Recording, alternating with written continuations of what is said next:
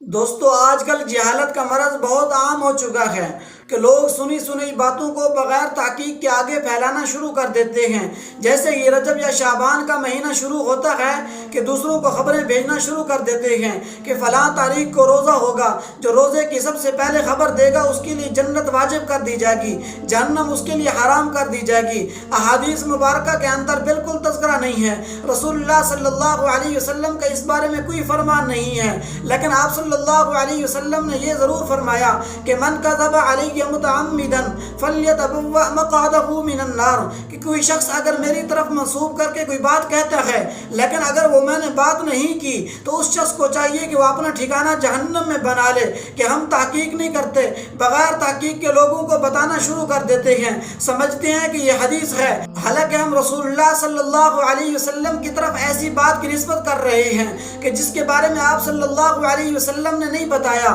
کہ ہم اپنے اوپر جہنم کو واجب کر رہے ہیں، جنت کو واجب کرنے کی بجائے جہنم کو اپنے اوپر واجب کر رہے ہوتے ہیں۔ اور اکثر یہ لوگ وہی یہ کام کرتے ہیں جو علماء سے نفرت کرتے ہیں، جو علماء سے دور دور رہتے ہیں، جن کا علماء کے ساتھ کوئی تعلق نہیں ہوتا۔ دوستو علماء کے ساتھ رہو، علماء سے مسائل پوچھو، علماء سے اس کی تحقیق کیا کرو۔ تحقیق کے بغیر اگر کوئی کام کریں گے تو یہ ضلوا فاضلوا ہوگا، خود بھی گمراہ ہوں گے اور دوسروں کو بھی گمراہ کریں گے۔